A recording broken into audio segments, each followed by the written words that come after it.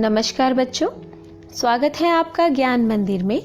आज मैं आपको कक्षा छठी के पाठ 16 वन के मार्ग के प्रश्नोत्तर कराऊंगी। इससे पहले वाली वीडियो में मैंने आपको ये पाठ समझाया था। आज हम इसके प्रश्नोत्तर करेंगे। प्रश्न 1, नगर से बाहर निकलकर 2 पग चलने के बाद सीता की क्या दशा हुई? उत्तर, नगर से बाहर निकलकर 2 पग अर्थात थोड़ी दूर चलने के बाद सीता जी के माथे पर पसीने की बूंदें झलकने लगी और उनके कोमल ओठ सूख गए। वे शीघ्र ही थक गई। प्रश्न 2, अब और कितनी दूर चलना है? पर्णकुटी कहाँ बनाइएगा? किसने, किससे और क्यों पूछा? उत्तर, अब और कितना दूर चलना है, पर्णकुटी कहाँ बनाइएगा, ये शब्द सीता ने श्री राम से पूछे क्योंकि वे बहुत अधिक थक गई थी।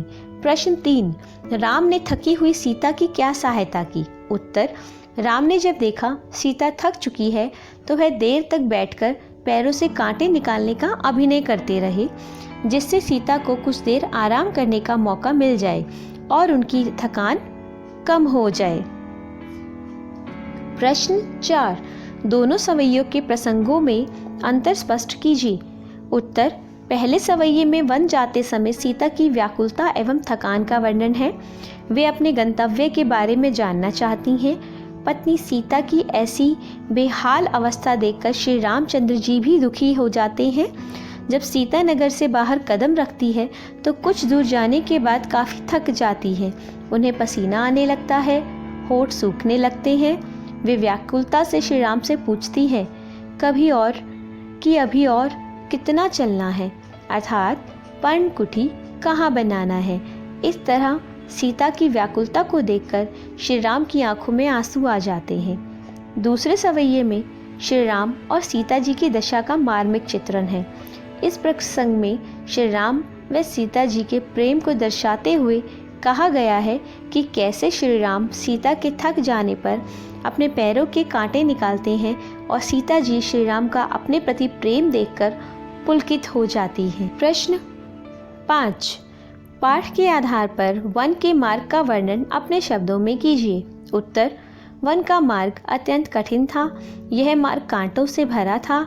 उस पर बहुत संभल कर चलना पड़ रहा था। रहने के लिए कोई सुरक्षित स्थान नहीं था। रास्ते में खाने की वस्तुएं नहीं थी। पानी मिलना भी बहुत कठिन था। चारों तरफ सुनसान तथा असुरक्षा का वातावरण था। इस प्रकार का वह वन मार्ग था। अनुमान और कल्पना, गर्मी के दिनों में कच्ची सड़क की तपती धूप में नंगे पांव चलने पर पांव जलते हैं। ऐसी स्थिति में पेड़ की छाया में खड़ा होने और पांव धो लेने पर बड़ी राहत मिलती है। ठीक वैसे ही जैसे प्यास लगने पर पानी मिल जाए और भूख लगने पर भोजन। तुम्हें भी किसी वस्तु की आवश्यकता हुई होगी और कुछ समय बाद पूरी हो गई होगी। तुम सोचकर लिखो कि आवश्यकता पूरी होने के पहले तक तुम्हारे मन की दशा कैसी थी। इसका उत्तर सभी का अलग अलग हो सकता है, परंतु एक उत्तर मैं आपके सामने प्रस्तुत करती हूँ।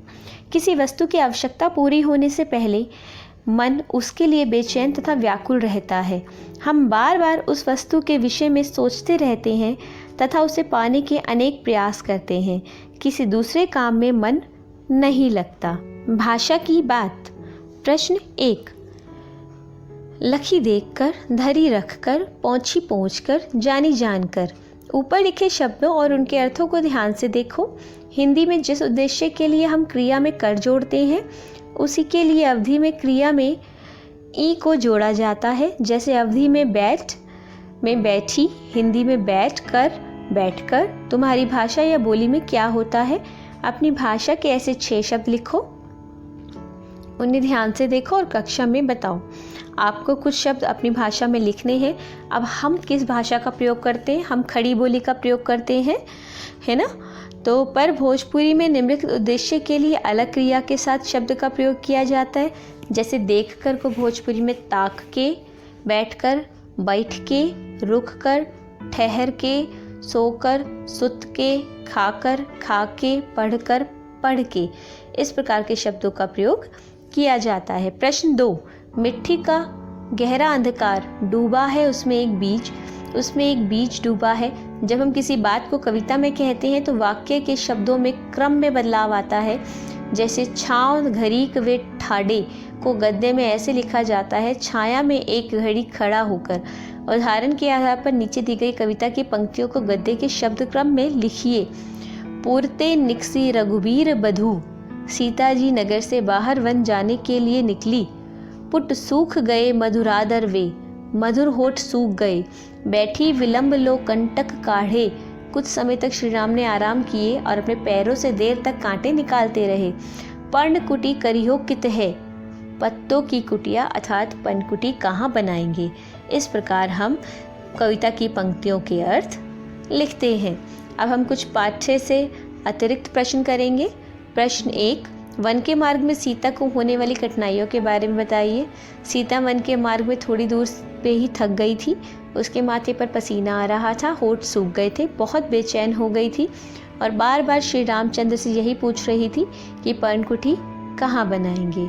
मार्ग कांटों से भरा था जिससे सीता का चलना मुश्किल हो रहा था। प्रश्न 2, सीता जी बेचैन होकर श्री राम से क्या बातें कर रही थी। सीता जी अपने पति राम से पूछती थी, अब और हमें कितना अधिक चलना है तथा पर्णकुटी कहाँ बनाना है। अभी लक्ष्मण पानी लेने गए हैं, अतः आप किसी पेड़ की छाया में खड़े होकर उनकी प्रतीक्षा कीजिए। जब तक लक्ष्मण पानी लेकर नहीं आएंगे तब तक पेड़ की छाया में रुककर हम लोग विश्राम कर लेते हैं। इस तरीके की बातें सीता जी श्री राम से कर रही थी। प्रश्न 3, अपने पति राम का प्रेम देखकर सीता जी की क्या दशा हुई। अपने प्रति राम का प्रेम देखकर वह मन ही मन पुलकित हो जाती हैं। प्रश्न 4, धरि धीर दय का आशय क्या है। उत्तर, धरि धीर दय का आशय है धीरज धारण करने, यानी मन में हिम्मत बांधकर कोई काम करना।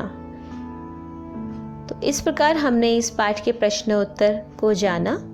उम्मीद करती हूँ आपको यह प्रश्न उत्तर समझ आए होंगे। धन्यवाद।